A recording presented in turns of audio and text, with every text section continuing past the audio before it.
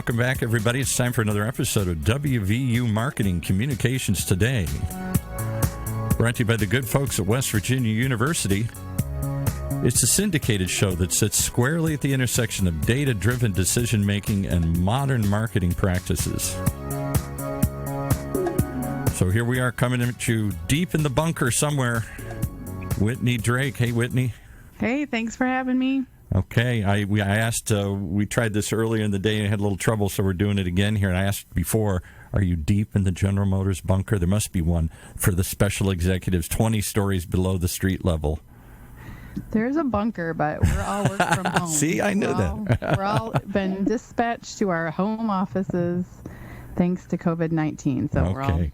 Well, today you're going to talk about something equally as mysterious and strange, the yin and yang of positioning and branding. I didn't know there was a male and female part to this. I didn't know there were two sides. I think it's more about the rational and the emotional side. But Andy, the founder and president of Cunningham Collective, a marketing, brand, and communication strategy firm dedicated to bringing innovation to market, is going to tell us more about it. So welcome, Andy. Thanks, Whitney. It's great to be here. We're here to talk about the yin and yang of positioning and branding. And in the write-up, it talks about like a new color scheme or a new logo doesn't just define a brand. A brand has to express the company's unique role and relevance. It's a position that's authentic and differentiated. So can you talk about the difference between positioning and branding? Sure, absolutely. I think that first it sort of starts with my basic thesis that companies are a lot like people because they're made up of people and they serve people and people work there. They have many of the same traits as people have, and they have, like we do, they have a rational side and an emotional side. And I look at positioning as the rational side of a company. It's the very basic description of a company's role and relevance in the marketplace, and that must reflect their business strategies. But it's a very basic, rational description of who they are and why they matter. The other side of company's identity, just like humans, is the emotional side, and I call that the branding side. And branding is that same role and relevance, but it's expressed in tone of voice, choice of language, color palette, logos, the way that you talk to people. And so you need both of those things in order to make a company's identity whole, just like a human has to have a rational side and an emotional side. And the last thing I'll say about it is that just like humans, if you act emotionally before you have a rational approach, you are likely to make a mistake. And so what we really ask companies to do is to come to a decision on their positioning, their rational side, before they augment that with the emotional side. I've seen so many companies try to do the emotional side first and only, and they get tripped up literally 2 weeks later because they don't have the answer to the question, who are you and why do you matter? So that's why both sides are really critical. Just like people, we all have rational sides and emotional sides, and it's really good to start with the rational. So can you talk to us a little bit about that methodology and how a company finds it? How do you guide them on this journey of figuring out the rational and then bringing in the emotional? Because people are generally emotional and have emotional feelings, and that drives a lot of us. It really does. And the funny thing about the emotions is they're very much attracted to design and color and catchy taglines. And so it becomes kind of a race with logic to get to companies to have them do this work before they start in on that really fun, glitzy, sparkling stuff that we all love to do. I've developed a methodology for getting people to aha, which is what I call it, which is really the answer to the question, who are you and why do you matter? And that methodology examines 6 aspects of the market first, and we try to figure out where you fit in each one of those 6 aspects. So the first one is what we call your core DNA, which is kind of core to my methodology. And we've got 3 kinds of companies in the world. We've got customer-focused companies, product-focused companies, and concept-focused companies. I've nicknamed them mothers, mechanics, and missionaries. And when you understand which one of those you are, you can use that as a differentiator. For example, if you're a mother company or a customer-focused company and you try to pretend like you're a concept company, you're not authentic in the marketplace. So it really helps to understand what your DNA is, or what I like to say, to understand what you're made of so you can make something of it. The second thing we look at is the community that you are dealing with, and that is certainly your customers, but it's also all of the people who influence your customers, and you need to understand what your position is with them and where do you want to take that position and what do they think of you and how do they use that knowledge to influence purchase decisions. The third thing we look at is the competition, of course. We have to understand how they are all positioning themselves because we don't want them positioning themselves in such a way that it sounds exactly like what our companies are doing. So that's understanding competition and differentiating yourself from them is critical. So we spend a lot of time on understanding what your differentiation is. We also look at the context in which all of this is happening. Context is what's going on in the world. And right now, we all know there's a lot going on in the world right now. So that's why a lot of these advertisers have had to pull their ads because it is out of context with what's going on in the world. But your positioning has to resonate with what's going on, contextually speaking, in the world. And then we also ask you to come up with a handful of criteria for what it actually is that is going to make a good positioning statement, i.e., it must appeal to millennials, or it must be consumer-oriented, or it must appeal to IT departments, or whatever. We ask our clients to come up with a list of criteria. Anyway, that's a lot of talk there, but that's what the methodology examines before we actually figure out who are you and why do you matter. That's awesome. I love mothers, missionaries, and mechanics. So you have had a great opportunity to work with some amazing clients. So are there a few examples of mothers, missionaries, and mechanics you could share with us? I'll use examples that everybody in the world kind of knows because some of these companies I've worked with and others I haven't. But let's start with a mother company. I think we're all familiar with Zappos, which is a very customer-focused company, and their founder, Tony Hsieh, wrote a book called Delivering Happiness. That's very clearly a mother-oriented company. Another mother-oriented company is Disney. Disney is all about creating happiness, and they do it through the experiences that they deliver. So those are a couple of great examples. Another example is Hallmark, the greeting card company. We've done some work with Hallmark. They are also a very mother-oriented company because they're all about caring shared, and I think that comes through in all of their marketing. So those are some mother companies, some more mechanic-oriented companies that everybody would recognize. I think people probably are familiar with Oracle, the giant IT software company. They're very much a mechanic. They're about the product. Microsoft is also very much a mechanic company. And in the world of retail, Walmart is also a very mechanic company. They're very much interested in the product that they're delivering and how they deliver it rather than the actual customer service side of it. And then my favorite, of course, and everybody's favorite, are the concept-oriented companies or the missionaries.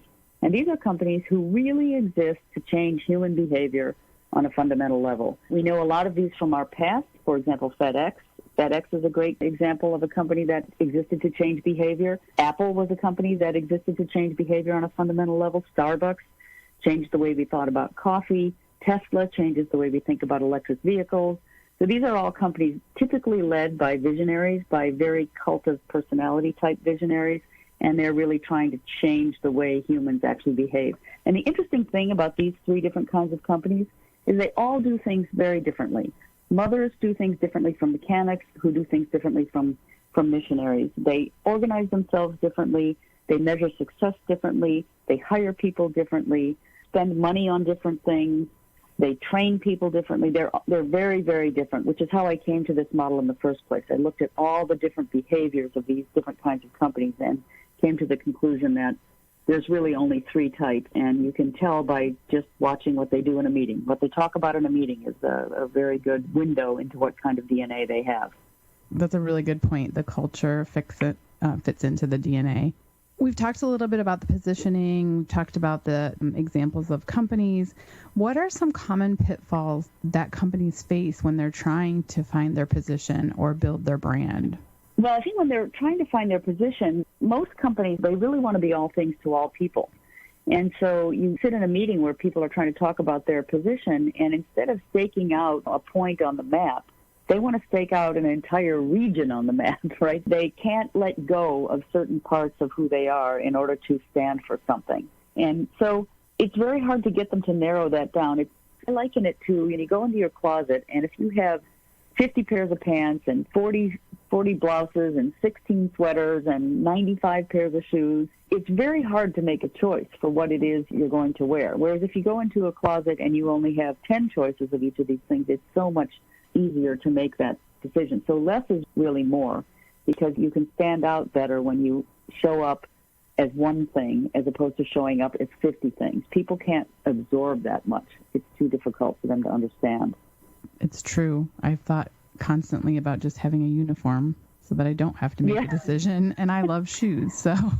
I love shoes too. I have so many shoes. I'm not a good example of this because I could never wear my shoes out. My husband doesn't understand that. But I build my outfit around my shoes usually. So that's where my decision begins. So what are you wearing during this pandemic? I've got a bunch of sneaker type shoes. That's what I'm wearing. I've been wearing all my sneakers. I've been rotating, and I went to wear a pair the other day and realized that where I had purchased them did not take the security code off. So I was super sad. I couldn't wear my new pair of sneakers. Bummer. And you can't go get it taken off. Yeah. No, I was very disappointed. I thought about, maybe I need to order another pair of sneakers, and I slowly toned myself down. So. You talk yourself off the ledge. I did. Oh, that's good. I want to talk a little bit about a couple of highlights from your career, examples of things that you've seen that are aha moments that you could share. So my favorite aha moment, I was really lucky when I was a very young person to have wound up getting a job with an agency called Regis McKenna launching the Apple Macintosh. And I got to spend 2 full years working extremely closely with Steve Jobs when I worked for Regis McKenna, and then I went off and started my own company and got another 3 years of Steve Jobs. But the aha moment was really the day that we launched the Macintosh. It was on January 24th, 1984. I'll never forget that day.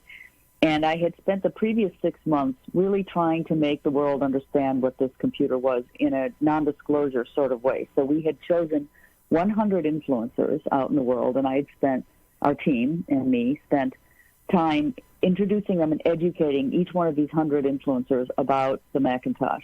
And on the day that we launched, it was done at De Anza College in Cupertino, California, and we had the media there, and it was an emotional moment. The entire Macintosh team burst out into tears. It was incredible. But on my drive home, I turned on the radio, and I heard all of these radio announcers on every channel talking about the Macintosh and using the exact same words that I had educated them with for the previous 6 months. And that was the biggest aha, I think, of my career, where I said, you know what? This stuff really works.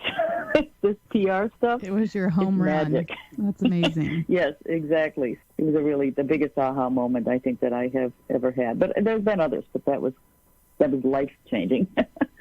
That's fantastic. We're doing abbreviated version today, so I want to ask 2 questions in one, and I think will probably be the end of it. What trends should we look for in the coming year? And then how do we find out more information about your methodology?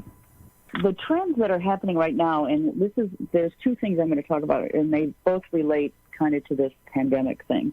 One trend is that everything is going to be showing up in both virtual and physical means from now on. You know how there are agencies and companies who have their digital department and then they have their other people? All of this is going to become one big thing, and you're going to be able to access anything you want both virtually and physically, and it won't have this great separation. So I think that's a big trend that's happening. Another trend is in product launches. We used to launch them on a given day, right? We coordinated all of the media, and Apple still does this because they have their developer conference at which they do stuff like that. Salesforce does it at Dreamforce. A lot of the big companies, SAP does it at Sapphire. But if you're not one of those giant companies and you don't have that giant event where you can actually launch your products there, what companies are doing is they're moving to what I call the slow roll. There is no day of launch, right? You get a few customers, you bring in their feedback, you tweak the product a little bit, you push it out again, you get a few more customers. Now you have a case study, you can put that up on your website. Now you have more information about the product and how people are using it. You can add content to your blog stream. Just kind of a slow roll, right? And that is a huge shift over the way we used to launch products.